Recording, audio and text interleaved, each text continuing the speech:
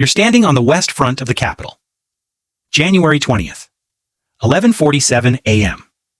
Your hand is on a Bible that belonged to your grandmother. 62 million people voted for you. Chief Justice Martinez is reading the words. You repeat them. I do solemnly swear that I will faithfully execute the office of President of the United States. You mean it, every word. Your best friend Sarah is standing 6 feet behind you. She ran your first city council campaign 13 years ago. She's crying. So is your spouse. Your mother is in the front row. She believed in you when you were a public defender making $38,000 a year. You are not corrupt yet. That changes in 163 days. Level 1, the oath. The first 3 months are clean. You passed the Infrastructure Modernization Act, bipartisan, 412 votes in the House. It funds water systems in communities that haven't had clean drinking water since 1987. You sleep well. Your approval rating is 61%. Sarah is your chief of staff. She sits across from you every morning at 6:15 a.m. Same coffee, black. Same leather notebook she's used since your district attorney days. She knows how you think. She finishes your sentences. You trust her more than anyone in the world. Month 4. The National Healthcare Expansion Act is dying. You need it. You promised it in every swing state. It's 12 votes short in the Senate. Senator Kowalski from Pennsylvania calls you. Old guard. 64 years in politics. His vote swings 3 others. I need something, he says. You know what he wants. There's a federal investigation into his son. Insider trading, securities fraud. The evidence is conclusive. The DOJ briefed you last week. Kowalski's son is guilty. Delay the indictment 6 months, Kowalski says. Just 6 months. Let him get his affairs in order. Then you get healthcare for 30 million Americans. You tell yourself, 6 months doesn't change the outcome. He's still getting indicted. This is just timing. Optics. Sarah is in the room. She's watching you.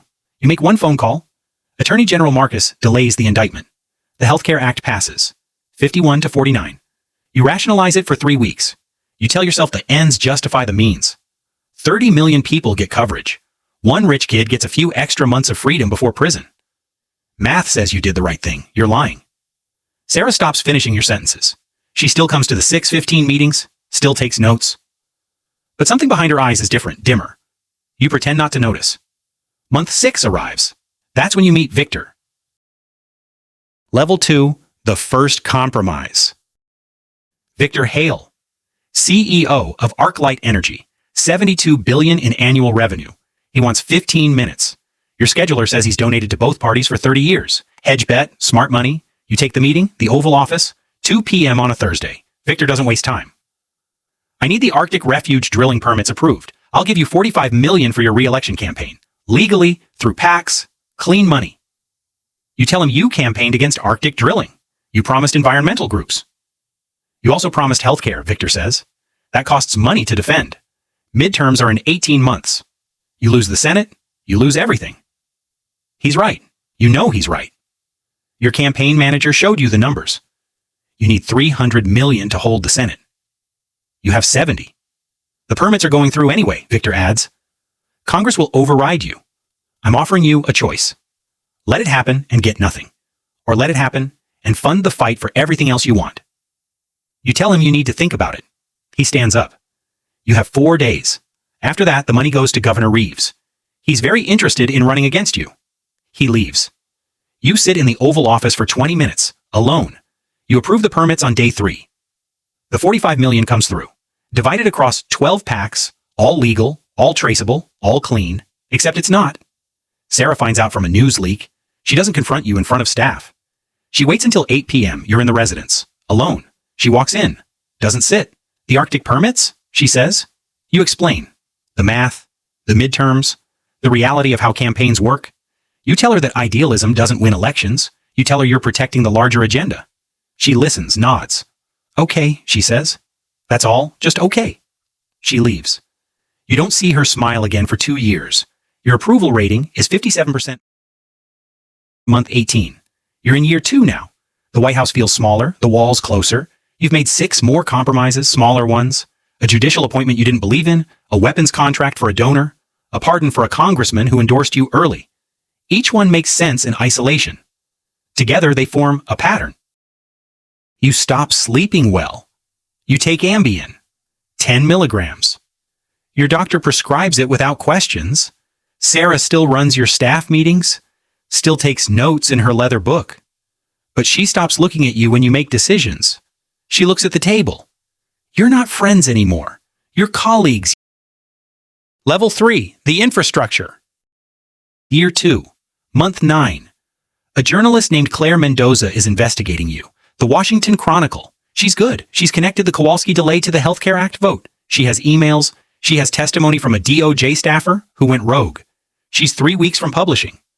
Your communications director, Jenny, brings you the draft article. 42 pages. Sourced. Corroborated. Devastating. If this runs, Jenny says, impeachment proceedings start within a month. You have options, legal ones, bury her in subpoenas, discredit her sources, aggressive but standard. Then Marcus, your attorney general, suggests something else. Claire Mendoza has a problem, Marcus says. Her brother. Tax evasion. Been under IRS investigation for 2 years. We could expedite that. Make it very public, very messy.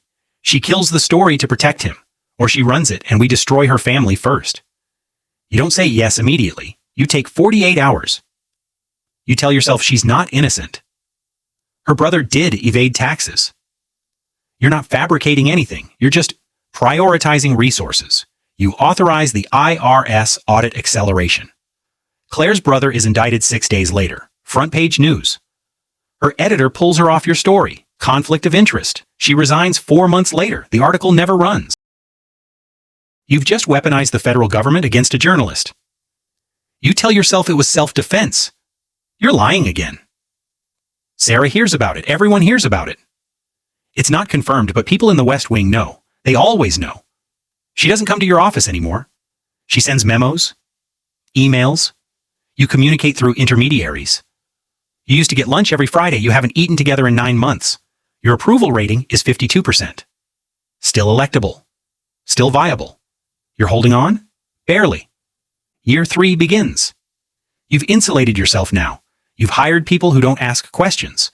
Marcus is loyal. Jenny is loyal. Your inner circle is small, airtight, efficient. You've built infrastructure, systems, protocols for burying problems before they surface.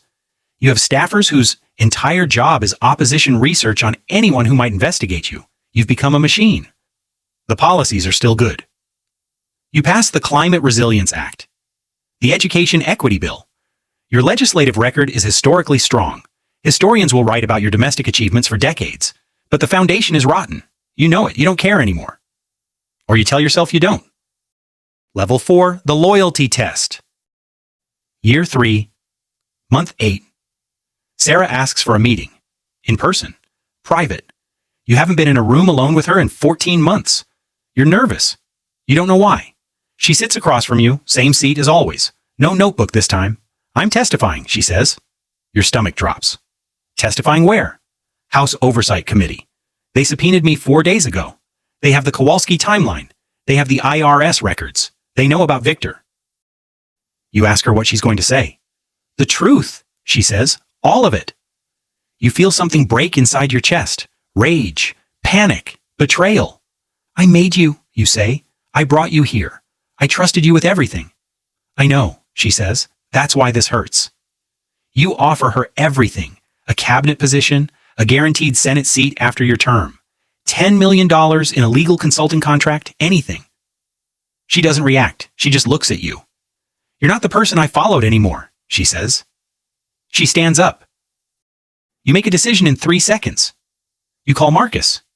You tell him to find something on Sarah, anything, a tax discrepancy, an old boyfriend with a record, a college plagiarism case, anything. Destroy her before she testifies, you say. Marcus doesn't hesitate. Consider it done. You hang up. You sit in the Oval Office. The sun is setting through the windows. The light is orange and dying. You just ordered the destruction of the person who believed in you first. You throw up in the bathroom off the Oval twice. Then you go to a fundraiser and smile for cameras. Marcus finds something. An old business partnership Sarah had before she met you. Her partner embezzled funds. Sarah wasn't implicated, but the optics are murky. Enough for reasonable doubt. You leak it to 3 news outlets. Coordinated, strategic. Sarah's testimony is in 6 days. The stories run. Chief of Staff's shady business past raises questions. Sarah Chen, from trusted aide to potential liability? You watch her credibility collapse in real time.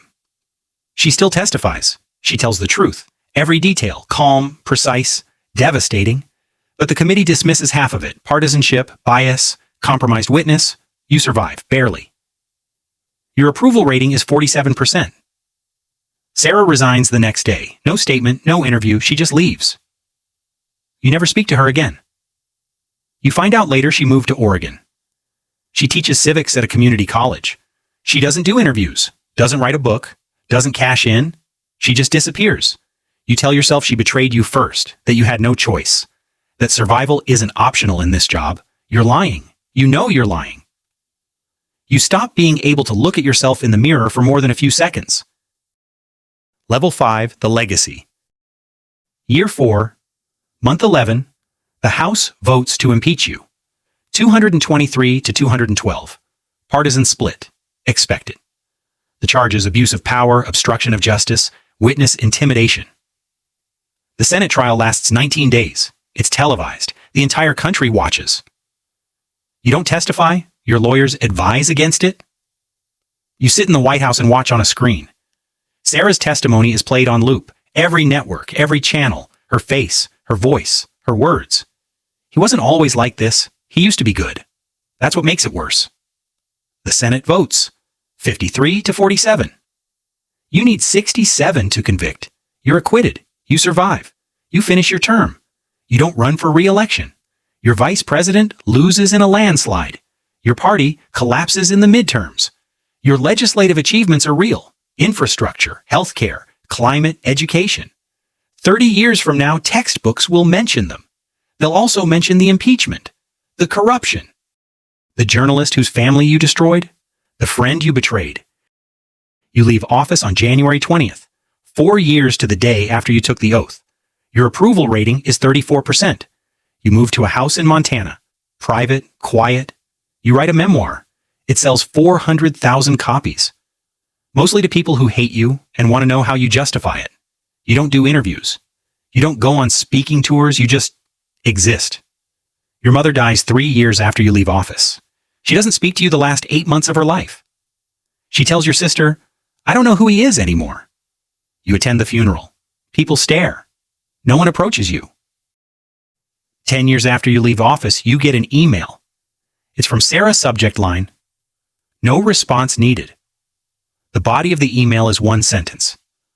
"I still remember the person you were on Inauguration Day. I hope you do too." You read it 40 times. You don't respond. You sit in your house in Montana and you think about the oath, the Bible, your grandmother, the 62 million people, the word faithfully. You think about the moment you made the phone call to delay Kowalski's son's indictment. The exact second you crossed the line. You tell yourself it was necessary. Survival, politics, the real world. You tell yourself you saved healthcare for 30 million people. That infrastructure bill rebuilt water systems. The Climate Act cut emissions by 18%. You tell yourself the good outweighs the bad. You're lying. You've been lying so long you don't remember what the truth feels like. The person who took the oath is gone, dead, buried under compromises and justifications and rationalizations. You're still alive, 71 years old, healthy, comfortable, wealthy. But the person your mother raised, the person Sarah believed in, that person died in the Oval Office on a Thursday afternoon when you authorized the destruction of a journalist's family. You have a library now, presidential, tax-funded, beautiful building in your home state, marble, glass, your face on a bronze plaque. Tourists visit. They take pictures. School groups come through. There's an exhibit on the Healthcare Act, the Infrastructure Bill, the Climate Act. There's a smaller exhibit in the back: impeachment, acquittal, controversy, sanitized, historical, distant. The tour guides don't mention Sarah. They don't mention Claire Mendoza. They don't mention the IRS audits or the weaponized investigations. They mention a turbulent political climate and partisan divisions. Clean language for dirty choices. You visit the library once, opening day. You give a speech. 400 people attend. You talk about public service, legacy, the challenges of leadership. You don't talk about the night you threw up in the Oval Office bathroom. You don't talk about the last time Sarah looked at you like you were human. You shake hands, smile for photos, cut a ribbon. You never go back. You're sitting in your house now, Montana, February, snow outside, fire in the fireplace. You think about the oath. I do solemnly swear. You meant it, you really did. But meaning it wasn't enough. Intentions don't matter, only actions.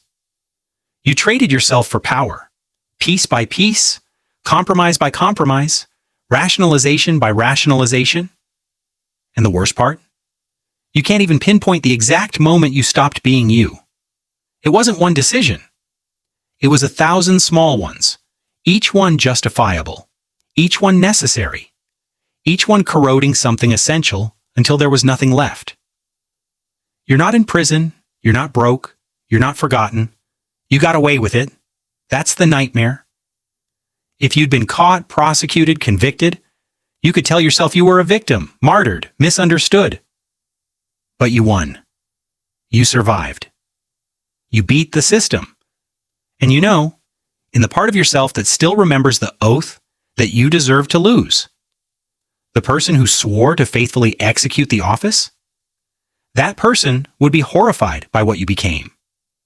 That person would testify against you. You're 71 years old. You're alive. And the person you were is gone. Not dead. Worse, erased. By you. One compromise at a time. You traded your soul for 4 years of power and a legacy written by people who weren't in the room when you made the calls. You won the presidency. You lost yourself. And you can't undo it. Not ever.